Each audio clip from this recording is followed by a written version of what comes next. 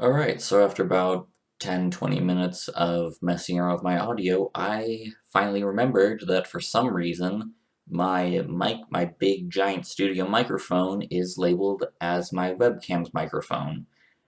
I have no idea why. But yeah,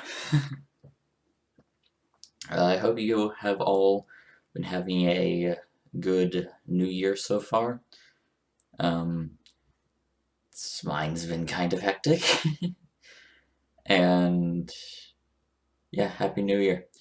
I'm currently watching Volume 6 with my girlfriend, and it is fantastic. So much better than Volume 5 and 4. It might just overtake Volume 3 as my favorite volume so far. So anyways, let's get into this story. It's been a while.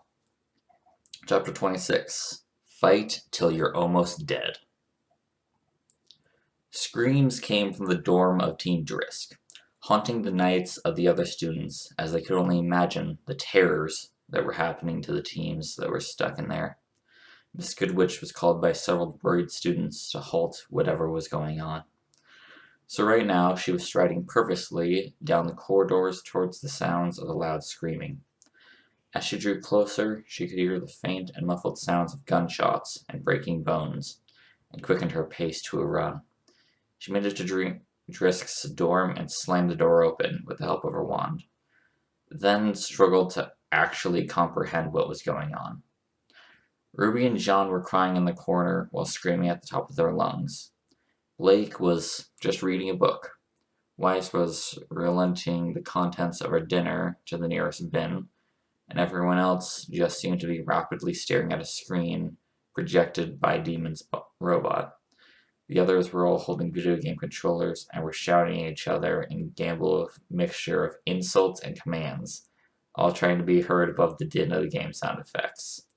"What is going on here?" she demanded, raising her voice as high as she could, yielding little results other than getting a Wren to notice her. He walked over and took her outside so they could talk about the racket. "Sorry to be a disturbance, miss. We were invited to play video games with Drisk, and it all spiraled out of control after that." For what possible reason could that game make Miss Rose, Mr. Ark, and Miss Schnee all react in the manners that they are now? The only explanation I could have would be because of the game's violent nature. Just how violent is it? Red gestured inside again as she set her eyes upon the screen that they were playing off, then immediately regretted it. On the screen were monstrosities that were worse than any grim she could have imagined. The characters were mercilessly tearing through them with various implements of destruction, ranging from shotguns that would turn them into little more than red vapor to actually running up to one of them and tearing its arm off, only to use it to beat it to death. The only word she could use to explain it was brutal. She bit back the urge to vomit and join the heiress when she saw one of the characters using a chainsaw to carve a human-like thing into two pieces, and a shower of blood coat anything in its immediate vicinity. She was about to say anything before Ying's voice rose above the rest, shouting a cry of victory. "Say hello to my little big fucking gun, you little ugly bastards," she yelled, the game screen momentarily changing into a blinding white light before there was literally nothing left other than the death screen for every player other than one. "You just had to use it, didn't you?" Josh complained, throwing his controller on the floor in rage. "To be fair, you did use that overpowered railgun for a while," Pierre reasoned, the girl only agreeing to play because of peer pressure. "It's the BFG. There is nothing that can justify using it in the multiplayer." Miss Goodwitch coughed very loudly and drew the attention of everyone in the room, although not exactly silencing the cries from Ruby and John as well as Weiss's retching. "Mr. Demon, this entertainment is far too violent for me to allow at this school, so I will be confiscating it until a later date when I feel you deserve it back." Her decree was met with groans from just about everyone playing, until they were silenced by a scowl from Miss Goodwitch. Demon reluctantly taking the game out of the port that was linked to the Spectre's protection optics and handing it over to Miss Goodwitch, who took it and walked off back to her office to get some sleep. Well, that sucks. It didn't really help that you got the extra violent version from the developers that was banned on Earth. Although you probably scarred Ruby and John for life now, Tempest added, walking back over to the rucksack he had brought from Demon's pod. Although there was another game I've went and played for a while. It's called Titanfall. He threw the case over to Demon, who looked it over for a second before throwing it back, Tempest frowning, then getting hit in the head by a brick. Nah, it sounds like a terrible game anyways. We should probably get back to bed. It's nearly 1 a.m. It'll take some time to calm down Ruby and John after that. I think Weiss has already been taken care of. Demon gestured to the unconscious form of the Ice Queen as she lay on the floor in a puddle of her own vomit. Everyone agreed, so Ruby and Juniper left, Yang having to carry Ruby out and Pyrrha doing the same for Jean. Weiss was left where she was until Demon actually had the decency to pick her up and carry her back to Ruby's dorm after they literally forgot about her. He carefully set her down, bid them adieu, then went back to his pod, taking his armor off, then lying down on the couch and falling asleep. It was the finals before the Vital Festival tomorrow. He was going to need all the sleep he could get. Demon was sleeping peacefully until he was rudely awoken by the blaring of an air horn in his ear. "What the hell?" he shouted as he fell off the couch and face-planted, his helmet pushing against his nose and fogging his vision as he breathed heavily into it. "Get up! It's time for training!" Tempest roared into his ear, picking Demon up the floor and shoving a massive set of weights into his arms. Demon struggled to hold them and dropped them on his foot, nearly breaking them. Then he stumbled back in pain. "What the hell is this?" Demon shouted back, opening his eyes to see Tempest and Yang standing in front of him with smiles as big as the Cheshire Cat's, rays of dawn nearly blinding him, showing that it was only around 4 in the morning. "This, my brother, is a little thing I like to call semblance training, and it's tried and true method," Yang announced, standing proudly as she wore her usual gear, with her hair tied in a ponytail behind her. Demon stood up and brushed herself off, walking over to his armor rack and began to put his gear on. "No need for that. You'll be doing this with just your normal clothes," Tempest announced, taking his armor off again and handing him some training gear. "My armor is my normal clothes." The two gave him the biggest no shit look, then shoved him back into the pod, giving him some privacy so he could change. Then he walked out wearing short khaki pants, a red headband, and sneakers. "You could have just given me a shirt," he said, scowling at Yang as she stole glances at his chest. "Well, I just wanted to give the other girls a look at the merchandise and give you more reason to use your semblance." "The other girls?" Yang just smiled and took out Ember Celica, cocked back the chamber and readied herself for combat. "You have 10 seconds before I pummel you into oblivion, so you better run." Demon tried to look at Tempest for help, only to see him holding a massive nuclear rocket launcher, with a shell chambered. With a big sigh, he burst through the door of the pod and began sprinting as fast as possible. He barely made it 100 meters before the trademark sound of Ember Celica firing sounded, and he had to dodge to the side to avoid 2 pellets hitting him in the back. He turned to see Yang smiling as she sprinted after him, Ember Celica firing as fast as possible, with Tempest close behind with a massive smile on his face as the barrel of the rocket launcher slowly began glowing, indicating that it was charging the round. Formulating a plan, he avoided the 2 powerhouses and settled with turning into the dorm's corridors to dissuade them from at least using guns. The only problem was that he saw Yang crack a smile as he did. Ignoring it, he continued down, trying to be as silent as possible as to not wake the occupants, but failing miserably as Yang practically shouted as loud as possible to wake up absolutely everyone. One by one, the doors began opening as the teams inside were woken by the racket, only to see Demon running past with nothing but pants and shoes. "You bastard!" he yelled back, hearing the raucous laughter of Yang as she continued to chase him through the corridors.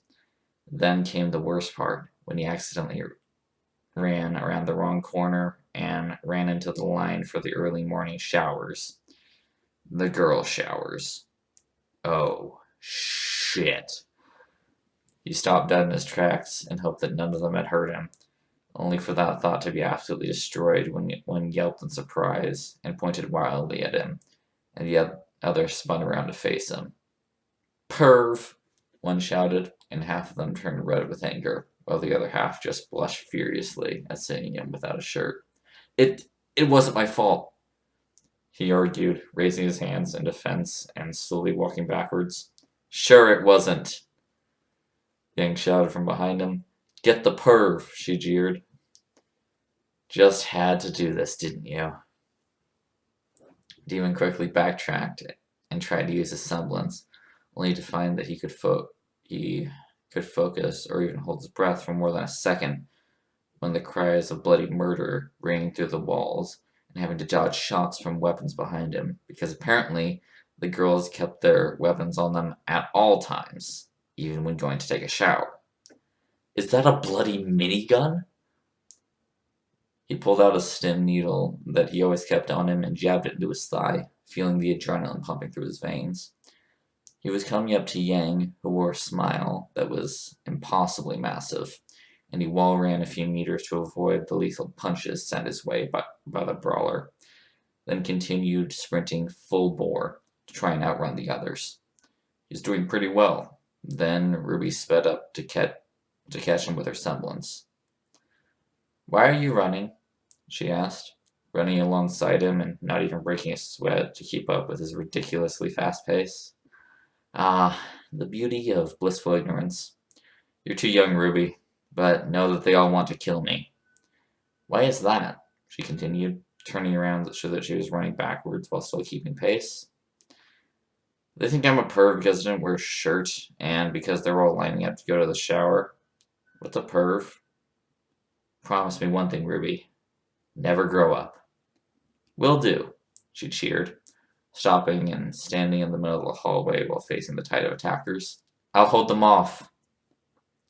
He ran past the corridor and heard a shout coming from RWBY, smiling as he found she wasn't so innocent as before. "Son's working out in the gym." A couple of squeals echoed through the halls, and Demon turned to find only about half of the girls were chasing him. With a smile, he found he was running through the hallways where his dorm was, bursting through the door and startling the two occupants. Demon was slightly confused to see Rosalind back after so long, but he ignored it and continued smashing through the window without even giving an explanation. As the glass smashed, he looked down below and the 3-story drop, paling a bit. It wasn't because of the drop. He'd done bigger. It was the sadistic smile of Tempest that made him pale. He was standing in the middle of the courtyard with the rocket launcher glowing a deep blue and was tracking Demon through the sights. The grin of a killer sprawled across it. Demon hit the ground in a sprint and continued running straight at Tempest, hearing the heavy sounds of boots hitting the ground as the people chasing him dropped to the ground. Time to end this.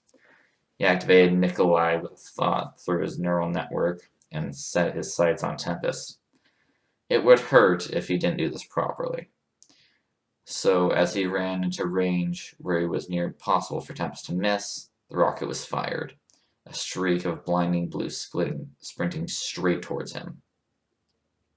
Taking in a deep breath, he focused on the rocket that was spinning towards him until eventually time slowed to a crawl, and he saw the very air shifting around the rocket.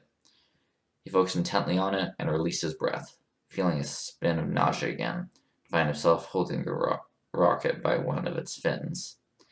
Time was still less than a crawl, and Demon took a glance at Tempest, who was standing there with wild eyes, and dropped jaw as he was holding the rocket. Slowly he angled the rocket up and released, sending it vertically into the sky like a flare. The time dilation stopped as soon as he released. He took out his wingman and aimed it right at the trajectory of the rocket and fired. A second later, a fiery explosion enveloped the air, blinding everyone in the courtyard. As it settled down, everyone looked for Demon, only to find him standing on top of Nikolai, with said Titan holding a quad rocket in each hand, 4 cluster missiles sweeping the crowd. Now, I don't want to kill any of you, but I will if you ever try and hurt me again. Just give me a chance to explain. How can you explain being a perv? Came a shout from the crowd, a girl with a minigun walking forward, who Demon recognized as part of Velvet's team. Yang forced me to go shirtless for her damned semblance training, and then herded me into your path by firing her stupid shotgun gauntlets. That's not a very convincing argument. Shut up, Calazar. It's true. Sure, replied Coco, just as much sarcasm as possible. And that mech thing wasn't stolen from Atlas. It wasn't my fault, Demon responded, getting into Nikolai and taking control. He aimed every rocket straight at Yang and activated the laser targeting. Roughly 30 red beams, all coming together on the girl. Yang, if you don't tell them what happened, I'll make sure that you're going to be a smoldering piece of hair by the end of this. Yang stepped back a bit when everything was pointed at her, and even more when the barrels began glowing red as the rocket motors fired up, beginning the firing process. Okay, she conceded, covering her face in case they were firing, then relaxed when she heard them powering down. Okay, I admit it. I made Demon run around the school without a shirt. Happy? She shouted back at Demon, growling angrily. See, it wasn't my fault, the pilot yelled to the assembled mob. Yeah, but we're still going to kill you, Coco said, spinning up her minigun and beginning to fire. The other mob members followed suit. Very soon there were hundreds of bullet cases clicking the courtyard floor as Nikolai was peppered with fire. Oh, come on. 1 hour later. Demon was in the middle of using Vanessa to drag the broken and mangled parts of Nikolai's Titan body back to his pod, sitting in an armchair and watching while he nursed his broken legs. The rockets were surprisingly ineffective against the Huntresses, the girls being able to dodge or slash them before they could even detonate. And it was only by the fact that they were all cluster missiles that he had survived so long. Eventually, when they climbed aboard and ripped him out of the cockpit, they nearly destroyed the entire Titan body in the process, then proceeded to break his legs like twigs. He had, of course, tried to use a semblance, and found with painful realization that it must be on some sort of cooldown, as no matter how hard he tried, he just couldn't activate it. After they were satisfied with the level of pain that Demon had experienced, they kind of just left him in the middle of the courtyard, until Miss Goodwitch happened to stumble across him. Mr. Demon, what happened? She cried, running over to him and trying to prop him up. Girls, he muttered under his breath, calling Josh through his helmet. Hey man, I need your gauntlet, or semblance, down here, ASAP. I just got my ass kicked by at least 20 different people. Yes, they were girls. Yes, it was because of Yang. Okay, see you soon. Do you need me to do anything? I can call the school's doctor, Miss Goodwitch said, pulling him over so he could sit up against the wall. No, it's fine, just give me a second. She left after a while, and Demon managed to get Vanessa to deliver an armchair while he waited for Josh to arrive. Almost an entire hour later, Josh finally arrived, showing up with 2 bottles of beer in hand. Josh walked over to the resting Demon and handed him a bottle, pocketing the cap off his own and taking a swig. Do I even want to ask what happened? Josh asked, kneeling down and trying to use the semblance to heal the legs before giving up and, after literally a second, and activating his gauntlet to fix it. Not particularly. It involves Yang. a rocket, and leg breaking. Demon answered, grunting through the pain as his bones moved around to set themselves back together. Sure it does. You might want to hurry up with the healing, though. This because your semi-finals match is this afternoon. Finals of the Vital Festival? You made it to the last round, so if you win this one, then you go to the finals, and then have a chance to win for Beacon. I guess that's pretty cool. Josh stood up, announcing he was finished with his job, and waved off Demon, leaving him to watch Vanessa continuing to scrape together the debris from the Titan. He stood up, wobbling a bit, as his legs were still a bit tender, then made his way back to the pod. He could see the need to train and make some modifications. Amity Stadium, first one-on-one round of the Vital Festival tournament. Welcome to the first round of the finals, shouted Port through the loudspeaker, nearly deafening half the entire stadium until a loud feedback loop was heard, and Ubleck's voice interrupted. Sorry for my associate. As he was saying, this is the first round of the finals that will be taking place over the next few days. All the contestants being paired prior to this fight to be ensured there is no skill level difference between, meaning we will get to see more fighting. Demon was mostly ignoring the commentary and focusing on looking over his weapons. Shabadodachi, check. Gravity shurikens, check. Toe cables, check. Wingman, check. Enough ammo to turn this into a sponge homage. Check. Combat knife, check. Armor, check. And finally shields. Check. Perfect. Now time to assess the enemy. As he looked for his opponent, he was sorely disappointed. She looked like a first-year student and was wearing light armor with a dyed purple with red highlights. Her hair being slightly lighter shade of purple, holding nothing more than a short sword. She looked like she was only about 5'8", barely able to reach the bottom of her neck, and her demeanor reminded him much of RWBY. The weird thing was that she was surrounded by an entire camera crew and was in the process of getting interviewed, smiling at the camera while the crowd cheered. Do I get one of those? He keyed in the number for Yang and called her up, getting an answer after a few seconds. Sup, bro? Why is there a camera crew swarming that girl and I don't get shit? Aw, is someone jealous? No, he deadpanned, glaring into the crowd and finding Yang's ridiculous blonde hair and giving her a death stare. She looked down at him and waved a bit, then flipped in the bird. Demon rolled his eyes at her antics. Well, she is the top dueling champion from Atlas. She's even better than Pyrrha. She has never lost a competitive match once in her life. Let's just say the entire crowd loves her. Well, that would explain a lot. Shh, the match is starting, she replied, the line cutting out. Demon refocused his attention back to the girl and saw that the camera crew were moving off stage as she was performing a few practice swings with her sword. Now to begin, Pork called over the loudspeaker. In the purple corner, we have Yuki Kono, representing Atlas. At the mention of her name, the entire crowd erupted in applause and cheers, the girl blushing slightly and doing mock kisses. Literally everyone was holding signs or flags that said, Go Yuki, on them, and people wore what looked like purple hair extensions. Seriously? And in the other corner, we have Demon representing Vale. The entire stadium went silent, all except for the one person who didn't notice that fact. Go Demon! Shouted John from the audience, standing up and pumping his fist in the air until Yang hit him in the side and pulled him down after just about everyone in the stadium was giving him a death glare. This is seriously sad. Is there no one else out there who would actually bet on me winning? Before the match begins, we'd like to bring up the betting tabs for the fight.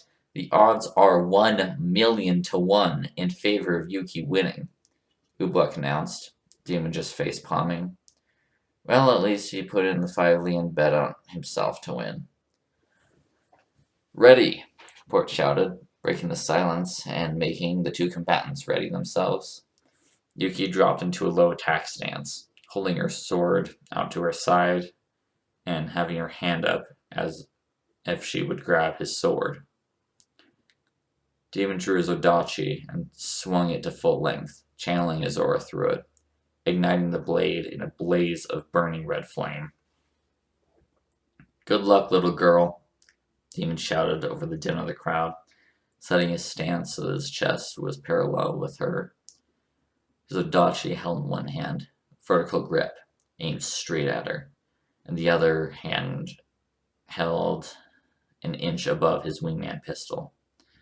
She attacked, then he could block with his Odachi and engage in melee, but if she went on the defensive, he would nail her with a pistol.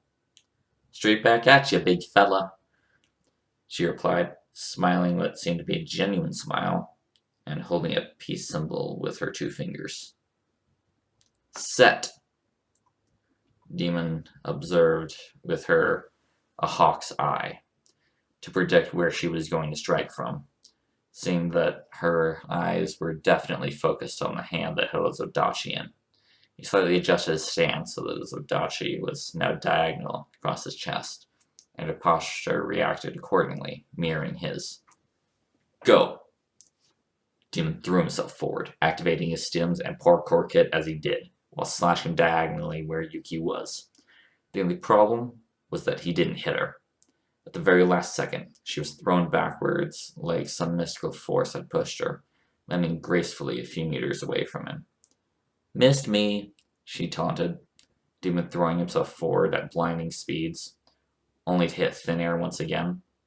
She gracefully bounded around the arena with a smile fully set on her face, while Demon continued to slash, a trail of fire following his every sword strike, only succeeding in coming up a mere centimeters from her every time. As he slashed from what seemed like 100 times, he finally saw how she was avoiding his attacks. A pair of wings that would appear moments before he was hit and push her away from his strokes. He struck behind to hit her and stood stock still in the center of the arena, tracking her movements while he slowly retrieved his sheath from his back and held it in his offhand, not yet shifting it into the chain gun form. Are you going to fight or continue running away like a dainty little butterfly? He shouted, causing her to stop and look back. Okay then, I'll fight. I just wanted to give you a chance to start off with, she jeered, earning a massive cheer from the crowd. Demon set up a prepared fighting stance and got ready to block her first strike. As long as he did that, he could go on the offensive once she got close and ruined her day. She looked at him with a glint in her eyes as he observed her movements. She'd suddenly vanish. He was about to go looking for her, but the question was answered when he felt his entire body being hit with the force of a train and was sent flying backward, nearly out of the arena. What the hell was that? He looked up to see that his aura was already 1/3 down, and his shields were smashed into nothingness. Yuki stood a few paces away from him with a smug grin. What, don't have the guts to finish it? He taunted, swallowing his spit and getting up, holding his Odachi in a defensive position again. She laughed and then disappeared, Demon being hit once again and was knocked back so that he was hanging on the edge of the arena by a single hand, having to drop his sheath to grab hold. Well, there goes the chain gun. Yuki calmly sauntered over and bent over to address him. Demon looking over to see his orb was dangerously close to red bearing. How are you doing? Oh, just hanging around, he replied, causing the girl to giggle a bit. She ignored the joke and stood up, drawing her sword to point it vertically down, and then stabbed, although this time it was her that didn't hit anything. Demon released at the last second and fired a grappling hook onto her shoulder, then grabbed onto her, hanging just out of reach so that her sword couldn't hit him. You either sacrifice yourself or throw your sword. Either way, you're going down, Demon jeered, flicking his Odachi down to half size, cutting out the flames and putting it on his back, using the bandolier of bullets as a makeshift sheath. She didn't respond but tried to cut the wire, only succeeded in creating sparks and blunting her blade. Dean was tempted to laugh, but he didn't quite want her to go all the way out, as he was still in the battle mindset. She pulled her sword arm back, and her blade started glowing a deep purple sheen. Blindingly bright sparks flew off of it. Demon paled a bit and flicked his left arm up and aimed underneath the platform. If he was going to survive this, then he needed to do something very stupid.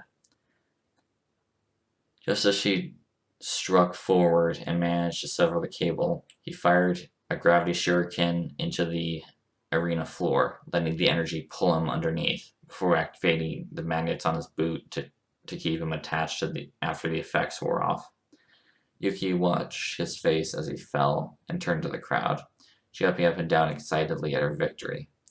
But after a few seconds, she realized she never heard the bell timer ring. Her thoughts were quickly ruptured as Demon slammed into her side with a foot that felt like a pile driver, causing her to spin halfway across the arena before hitting the ground with a very audible thud. The audience went silent, Porta Nublack not even thinking of a pun they could use at the time. Back up off the ground, holding her head in her hands to try and fight back the vertigo, and slowly turned her head to face Demon with her ever-present smile plastered on. "That was fun," she cheered, readying her sword to attack. "Now I'm going to have to go all out." "Well, you won't be able to do much with that," Demon responded, gesturing to her weapon. When she looked to see what he was getting at, she understood why. Instead of her normal short sword, she held the sheath of Demon's Odachi, turning back to see that he was holding her sword. She couldn't even think of any possible ways he could have gotten it, but she dismissed the fact, a face of determination crossing her demeanor. She would not lose this.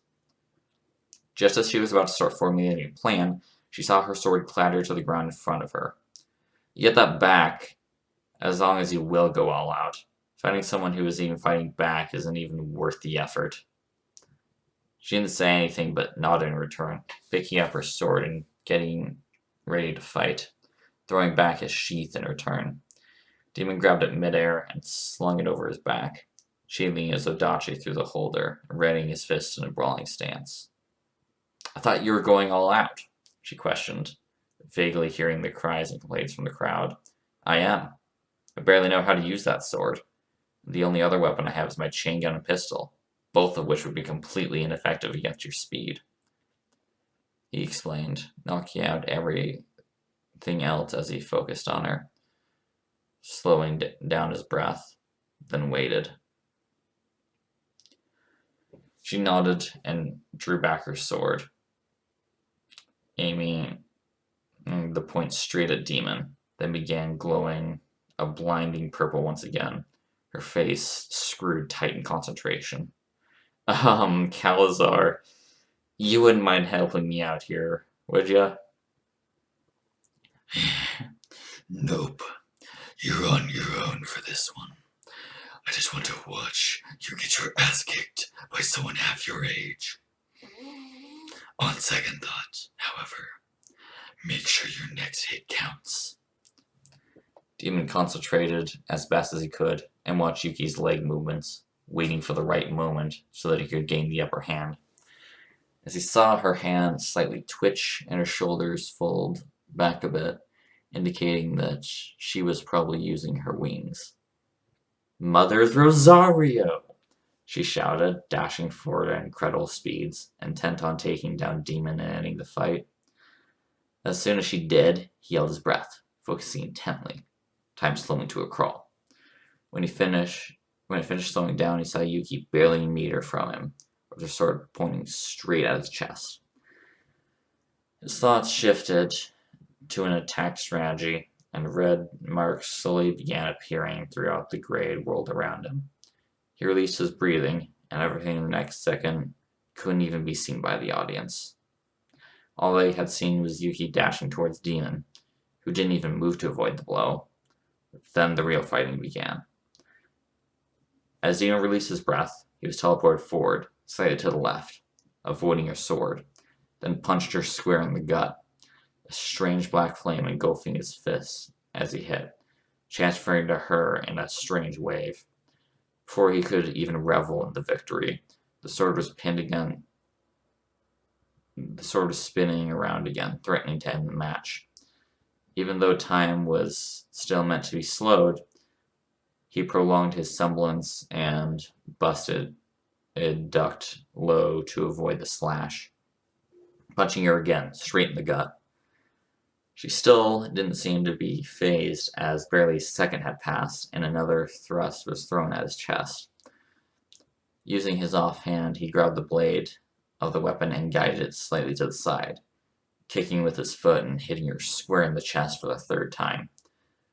Dean was having trouble holding on to his semblance any longer, gray smoke clouding his vision and masking everything around him.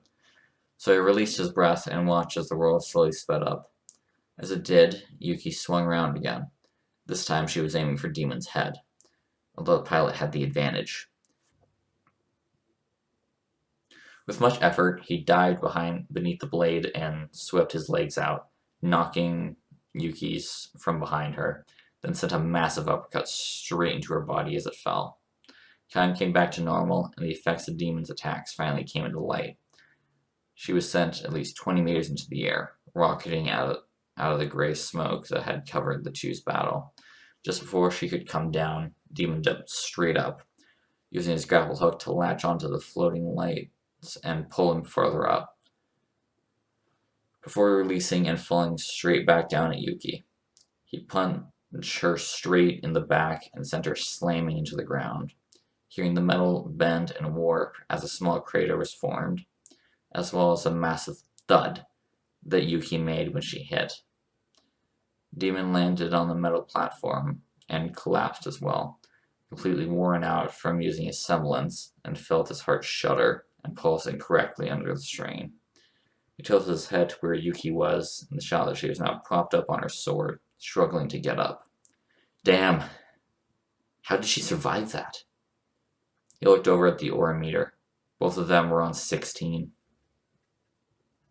She perked herself up so that she was now standing as straight as she could, her knees wobbling under the strain and effort of doing so.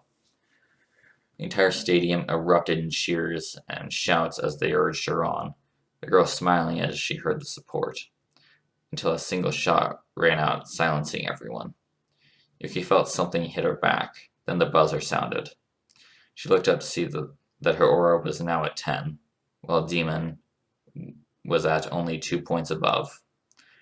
Nearly losing it there, she turned around and stared down at Demon, seeing him lying on the ground with his left hand half-heartedly holding his pistol, while the other hand nursing his chest as it was rising and falling down fast. Tears filled her eyes for the first time in many years as the revelation truly came to dawn. She had lost.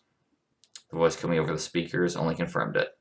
And the winner's Demon of Vale, Port said over the speaker, almost sounding as if he didn't want to say it. Yuki fell onto the floor on her knees, putting her head in her hands, and wept till she felt a very cold and heavy hand fall on her shoulder. You alright? She heard, looking up to see the mask of her opponent looking down at her with those never-changing eyes that resembled those of a Nevermore. She wiped away her tears and nodded, Demon stepping back and holding out his hand, which she graciously accepted, and got up with his help, Demon pulling her arm over his shoulder to steady her. Thanks for the fight, by the way. I haven't felt that alive for a long time. You look like you were going to die a second ago. She sniffled through tears. Truly living is standing on the verge of death and staring him in the eye, he quoted, watching as she cracked a small smile, although it was nothing like the beginning of the battle. He had to admit, she looked a lot like RWBY, despite the longer hair, and he had no doubt that she would be just as lively normally. He hobbled off to the side stage where Demon saw RWBY, the angels, and Cure waiting for him, as well as he would, assumed were Yuki's team. That was so cool, Ruby squealed as she warped right into him, nearly knocking him over. Slow down there. I just got the crap beaten out of me by a 12-year-old. Lay off with the hugs there, he demanded, prying Ruby off of him while the girl still clung to his arm. Yuki punched him in the arm for the comment, then went off to talk with her team. How did you do that? Weiss questioned, still not believing that he had won. It was a combination. Badassness, underestimation of my opponent, and a very broken semblance, he explained. Seriously, I don't know how anyone can survive that. Pfft. You try fighting against me with that and you'll sorely regret it, Yang challenged, showing off a grin as usual. Yeah, sure, enough with the banter. I need to go get some rest before my body collapses into a coma again. They all nodded and walked out of the arena. Although before he could leave, Demon was stopped by Yuki. Hey, great match out there. I was wondering if there's anything I could do to make it up to you for not trying in the beginning, she muttered, sounding slightly embarrassed to say it. The only thing I could think of would be if I could get your autograph for my sisters. They're big fans. Sure, she agreed, taking out a pen to sign it. Not with a pen. Something more memorable, Demon said, taking out his combat knife and showing it to the girl. She seemed to get the general idea and took out her own sword, taking a deep breath and slashed her own blade across the knife, continuing with a few more. 10 seconds later, she stepped back and nodded at her work, sheathing her sword, smiling, then walking off. Demon looked down at the knife and smiled. Neatly carved into the blade were the words Yuki Kono. Yuki Kono, with a tiny love heart next to it. Demon marveled at the artistic nature that she had carved in it, even though she had done it with her sword. He sheathed it and took off to his friends, catching back up with them just as the bullhead was about to leave. Took your sweet time, didn't you? Tempest commented, currently sharpening the blades on top of his shotgun, just grabbing a small souvenir from the fight. He took out the knife and threw it over to Ruby, who hastily caught it and looked the blade over. She was speechless after she saw what was on it and only managed to succeed in spurting out a muffled thanks to Demon before clutching it to her chest while smiling profusely. Are you buying my sister's affection? Yang accused, glaring him in the eyes. No, that's just rude that you would ever think I would do that to her. I'm simply buying my half-sister's affection. She narrowed her eyes again, punched him lightly on the shoulder, before going back to a conversation with Weiss. Demon leaned back in the bullhead and went to sleep, not before a final thought entered his mind. Wasn't I supposed to meet up with that Deathstalker Araxa? Ah, shit.